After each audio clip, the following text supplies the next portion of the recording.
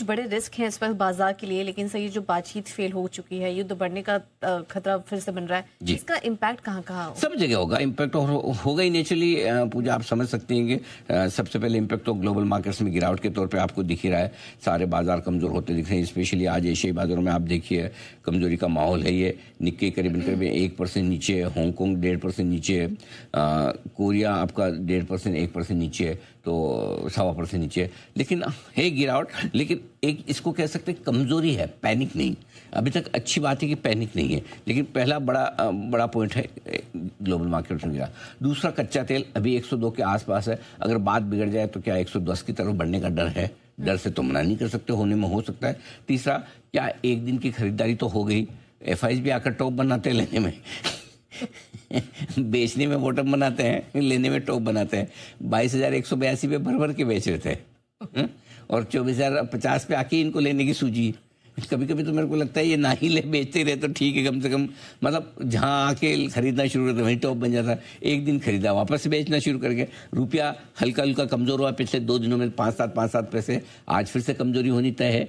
Rate sensitive शेयरों में बिकवाली का डर ज़्यादा है, इन्फ्लेशन बढ़ने का खतरा, करंट अकाउंट डेफिसिट बढ़ने का खतरा, डॉलर ज़्यादा लगेंगे, अब और सप्लाई चेन डिस्टर्ब होने का खतरा जो है वो रेट सेंसिटिव शेयर से मतलब क्या हुआ, bank, auto, real estate, NBFC जो बढ़े हैं वही घटेंगे, वैसा वाला मामला। तो ये 4-5 चीजें बातचीत फेल होने का यहाँ सबसे ज्यादा असर आपको दिखेगा। बिल्कुल, तो नेगेटिव क्यूज तो है आज के लिए, लेकिन सर फिर जो आज टूटा अगर बाजार तो वो कितना नीचे आ सकता है? बहुत बढ़िया सवाल है, कहाँ तक नीचे आ सकता है? देखिए, वैसे 300-350 पॉइंट नीचे दिख रहा है, यानी कि आप 23,700 के आसपास, 23,680, 23,700 के आसपास शुरुआत करेंगे। देखो, जो सबसे इंपॉर्टेंट लेवल है पूजा सपोर्ट के लिहाज से वो है 23,465 का। वहां पर हम एक गैप छोड़ कर आए थे। आपको याद होगा पिछली बार के रनअप में 23,465 का हाई बनाया था और 23,308 की क्लोजिंग मिली थी, और वहां से हम कितना गिरे, नीचे गिरे थे 22,182 जो लो बनाया हमने 2 अप्रैल को। ऐसे में अभी जो बड़ी उछाल हुई थी 873 पॉइंट की निफ्टी में, वो सीधा 23,123 की क्लोजिंग से 24,000 की क्लोजिंग आपको मिली, 23,997 की। तो एक बार इस लेवल के आसपास, अब ये लेवल मैं आपको दे रहा हूँ, लेवल के आसपास 5-25 पॉइंट ऊपर नीचे हो सकता है, 23,500 के आसपास रुक जाए, हो सकता है 23,450 के आसपास आए, कहीं न कहीं जहाँ ये गैप छोड़ा है इस गैप के आसपास एक बार वहां तक आ सकता है। और गिर गए तो क्या 23,450 के नीचे, अगर जब तक 23,450 के ऊपर है तब तक आप ये मान के चले कि 2% का रनिंग करेक्शन कभी भी आता है मार्केट में। 24,050 से 23,450 आ गया, यानी कितना हो गया आपका 600 पॉइंट, 600 पॉइंट यानी 2-2.25% के आसपास करीब, वहां तक ठीक है। इसके बाद क्या है? इसके बाद है 23,150 जिस पर आपकी 2 दिन पहले की क्लोजिंग थी। वहीं पर अगला बड़ा सपोर्ट रहेगा 23,150 के आसपास, जिसको तोड़ना थोड़ा सा मुश्किल होगा। दूसरी बात क्या है, फॉर एग्जाम्पल आप कितने बढ़े हैं निफ्टी पर 22,182 से 24,075, यानी कि आपकी बढ़त हुई करीबन 1900 पॉइंट की।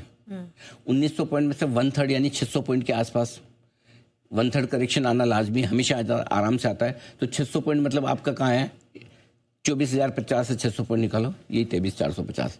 तो मेरा ये मानना है सबसे important level to look after is 23,450, 23,500 के आसपास। वहाँ 1/3 करेक्शन भी आप पूरा कर लेंगे, और यही चीज़ बैंक निफ्टी में भी होने वाली है। आप 49,954 का लो बनाया, यानी 50,000 मान लो राउंड फिगर में, ऊपर में 56,000, 6,000 पॉइंट बढ़े, 2,000 पॉइंट निकाल दो, 54,000 के आसपास। 54,150 का गैप छोड़ के आप ऊपर बढ़े थे, वही तक आना है। एकदम क्लियर कट कैलकुलेशन के साथ में और लेवल के साथ बता रहा हूँ कहाँ गैप है और कितना 1/3 करेक्शन होता है, वो आपके एकदम परफेक्ट बैठ रहा है, और वही आपको ध्यान में रखना है। क्लियर है? सेम बैंक निफ्टी में 53,700, 54,150 अगला मजबूत सपोर्ट है। सो ये टूटना नहीं चाहिए, जैसे निफ्टी पे 23,465 के आसपास का। अगर निफ्टी का भी टूटा तो 23,150 है, वैसे बैंक निफ्टी का अगर टूटा तो 52,600, 52,775 है। संभावना उसकी कम है, लेकिन क्या है, कोई देने के पीछे क्या है, कोई और खराब स्टेटमेंट आ जाए। या अब देखिए एक चीज और समझिए, अब अगर कोई भी वापस से मारामारी शुरू होती है, ठीक है, कि इजराइल अमेरिका वापस है, अभी देखो बातचीत फेल हुई है, ठीक है, फिर भी 2 हफ्तों का सीज फायर चल रहा है, बराबर है, 2 हफ्तों का सीज फायर तो खत्म नहीं हुआ, करेक्ट। अब 2 हफ्तों के सीज फायर में फिर से बातचीत कर सकते नहीं कर सकते? ईरान के स्टेटमेंट देखे तो वो खुले हैं, कर सकते हैं। अमेरिका के हिसाब से है कि बातचीत कुछ नहीं, यही मानना पड़ेगा। सो अगर सीज फायर खत्म करेगा तो देखिए एक बात पक्की, ईरान नहीं करेगा। ईरान हमेशा से रिस्पॉन्ड नहीं कर रहा है, ईरान अटैक नहीं कर रहा, ठीक है। तो ऐसे में अगर वापस से, अब जिस दिन वापस से मिसाइल शुरू हुई, एक बार हमें थोड़ा और गिरना पड़ेगा। भले उससे पहले ज्यादा मिसाइलें गिर चुकी है, लेकिन फिर से लड़ाई शुरू होती है तो एक बार हम गिरेंगे। तो हो सकता है हम 23,700 पे खुले, 23,700 खुलने के बाद अगर लड़ाई झगड़े के संकेत बढ़ जाए, फिर कल छुट्टी, आज वीकली एक्सपायरी। सो अपनी टेंशन कम थोड़ी है, बहुत सारी है। आजकल तो उल्टा हो गया है, सारी छुट्टियां अच्छी नहीं लगती है?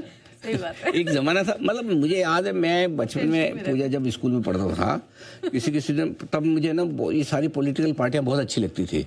अचानक से आज भारत बंद, मतलब भारत बंद में ना सबसे पहले हमारी स्कूल बंद होती थी कि आज छुट्टी। सो अनएक्सपेक्टेड, अघोषित अवकाश जो होता था ना, उसका तो आनंद ओहो किसी भी संडे वनडे से बहुत बड़ा होता था। अच्छा, हमारे टाइम 5 डे वीक तो होता नहीं, जैसे 6 डे वीक, 6 दिन स्कूल रहती थी सर। आपने भी 6 दिन, तभी इंटेलिजेंट है आप। ओके, तो 6 दिन अगर पढ़ने के बाद किसी दिन अचानक से विपक्षी दल के आज भारत बंद, इस पर तो हमको लगता है यार ये पार्टी ठीक है, छुट्टी दिलवाती है। अब आजकल उल्टा हो गया, हमसे छुट्टी आती है उस दिन स्ट्रेस बढ़ जाता है। अब 2 दिन की टेंशन रखो, अब वो अलग बात है, टेंशन कभी कभी 2 दिन रखने में ये भी फायदा होता है, दूसरे दिन वापस जब तक आते हैं तब तक चीज़ें नॉर्मल हो जाती है, कर जाता है। बट कुल मिला के है कि छुट्टी भी है, वीकली एक्सपायरी भी है, तो थोड़ा एडिशनल स्ट्रेस कल का आज ही ले लेना है, वो वाली सारी चीज़ें। तो ये है आपके लिए परफेक्ट लेवल। तो इम्पोर्टेंट अभी यही है, अभी 2 चीज़ों पे फोकस कीजिए, 54,100-150 के आसपास बैंक निफ्टी पर और 23,465 निफ्टी पर। सिंपल सी चीज़। ठीक है, तो ये है एम लेवल जहां पर आपको रखनी है नजर। अब आगे बढ़ते हैं, वक्त है एआई मार्केट डेटा का।